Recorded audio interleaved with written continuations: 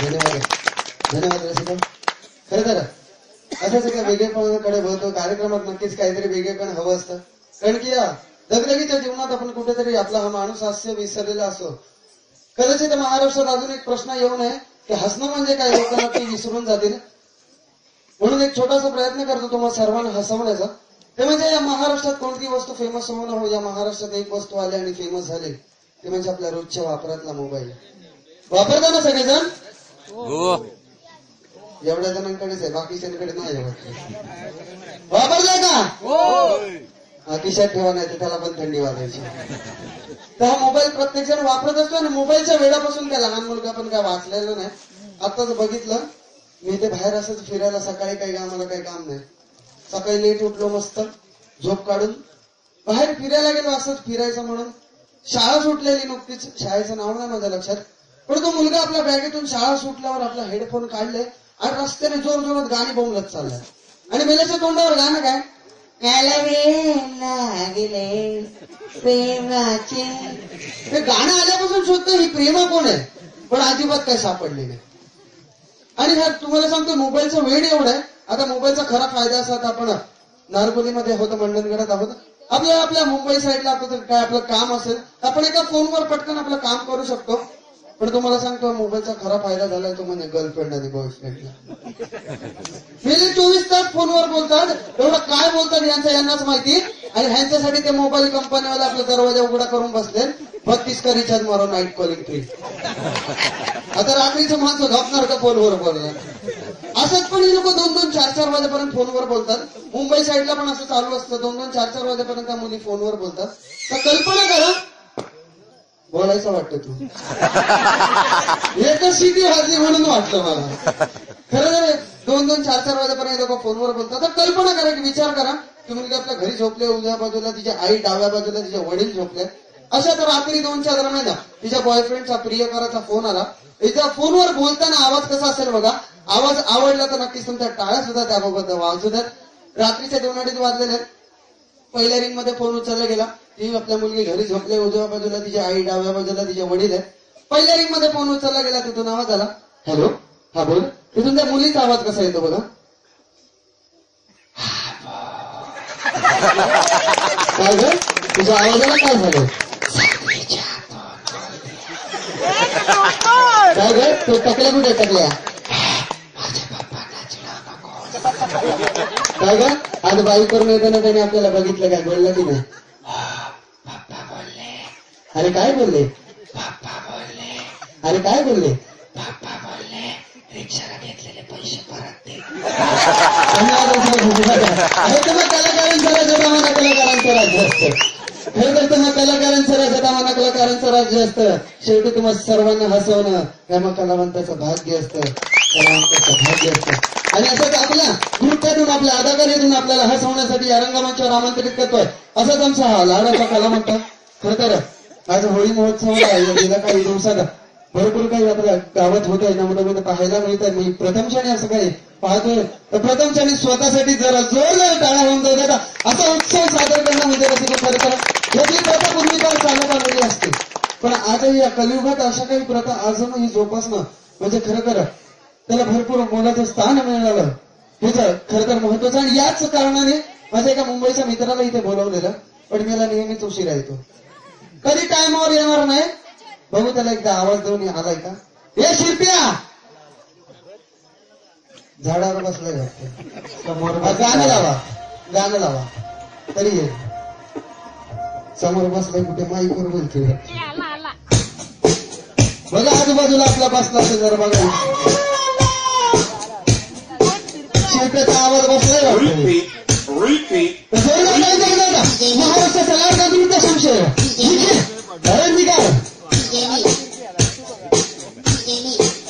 Repeat, repeat, repeat.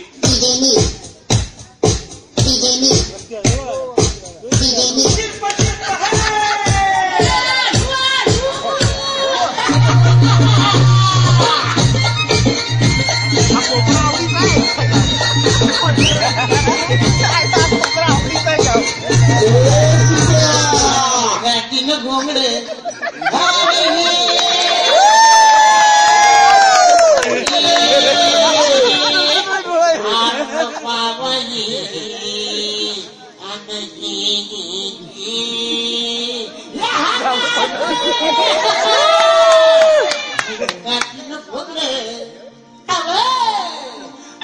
पाठीनं बोंगडे घेऊ द्या किर मला बिदत्र येऊ द्या पाठीनं बोंगडे घेऊ द्या किर मला बिदत्र येऊ द्या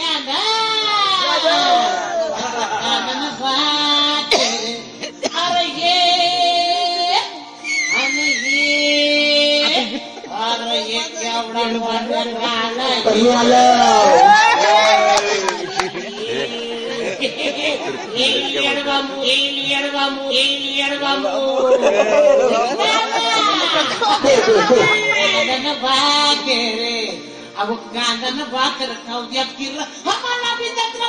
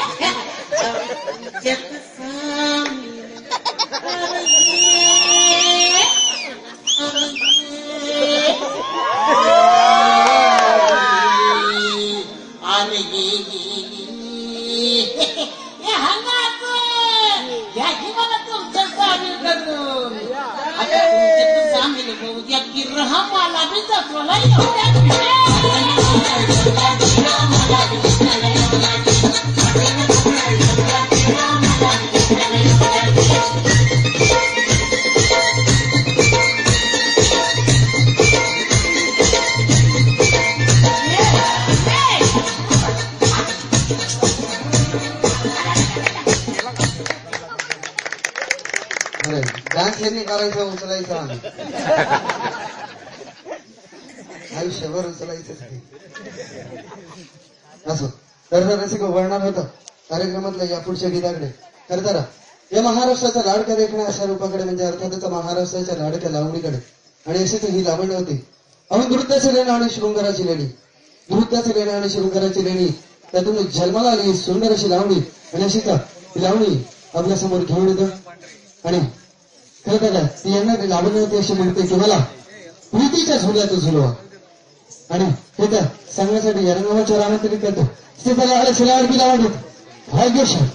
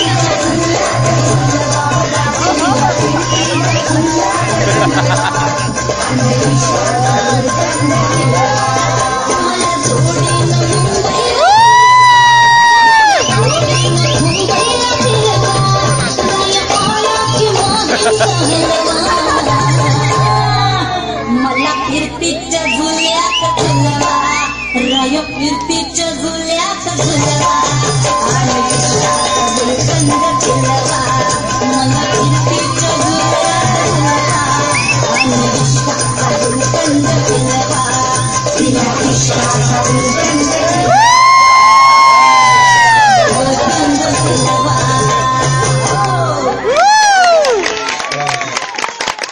मित्रांनो कशी वाटली कशी वाटली लावणी म्हणतो लगेच छान बरं तुमचं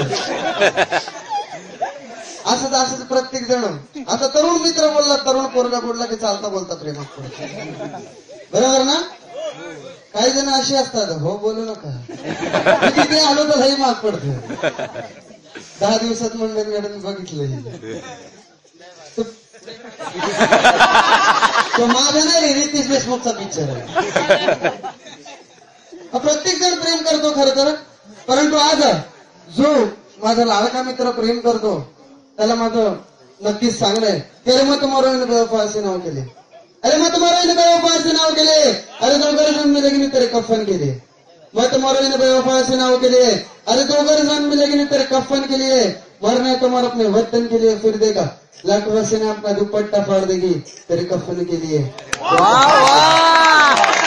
अरे न बाहरों को देखी न हसीन नजरों में क्या रखा है अरे न बाहरों को देखी न हसीन नजरों में क्या रखा है अरे प्यार करना है तो अपने माँ बाप पे करो इन बदनाम बेवफा हसीनाओं में क्या रखा है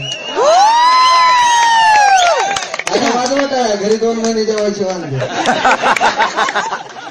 एवढं तर नक्की आहे आता बघा तुमच्यावरच फोकस आहे इथे सगळं दिसतं इथून फक्त लांबचं सोडून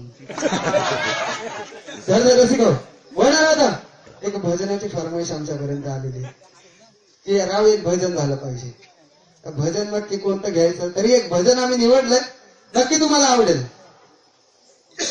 आनंद शिंदे आणि अवधूत गुप्ते यांचं हे भजन आहे त्यांनी गायले आपल्यासमोर घेऊन त्यांचं स्वागत करायचं मागाशी झालेल्या गाण्यासाठी कांदा भाकर गाण्यासाठी 100 रुपयाचं बक्षीस झालंय श्रीकांत पांढरे यांच्याकडून मंडळ त्यांचा आभारी आहे.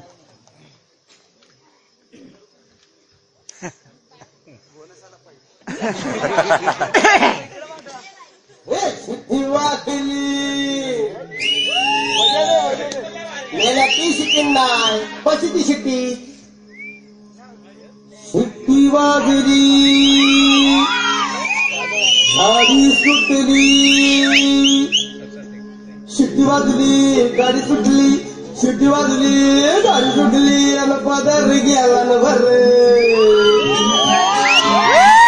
पदर गेला न भर कोणी जरा जपून कांदा भर कोणी जरा जपून कांदा भर कोणी जरा जपून कांदा भर कोणी जरा जपून कांदा भर शिट्टी वाजली गाडी सुटली आणि पदर गेला न भर कोणी जरा जपून कांदा भर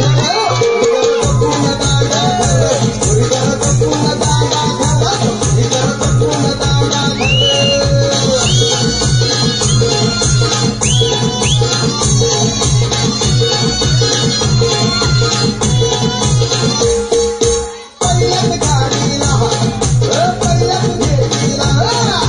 पहिल्याच गाडीला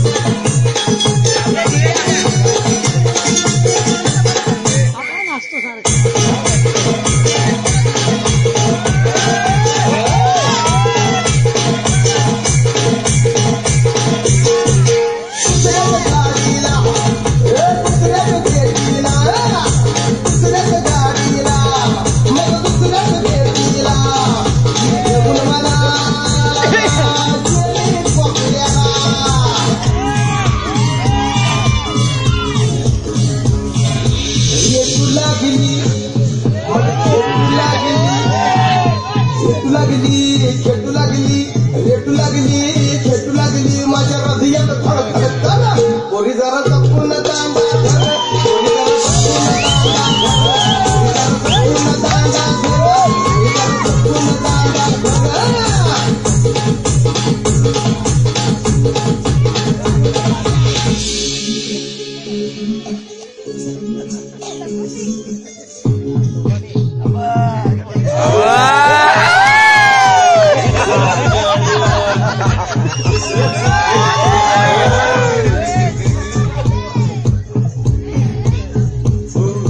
तिसऱ्याच गाडीला तिसऱ्याच पेटीला ती घेऊन मला गेली पिक्चरला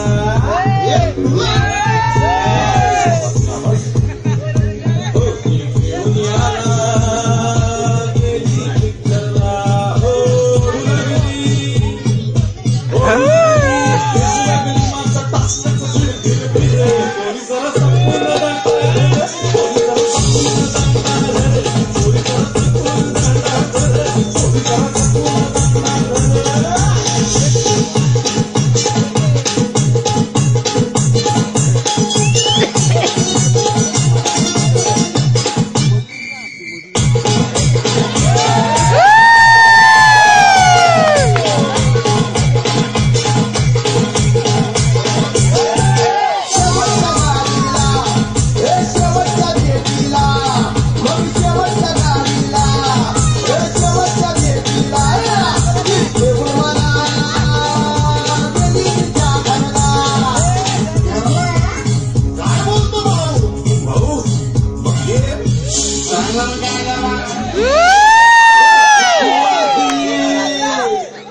गाडी सुटली आन पदर गेला वर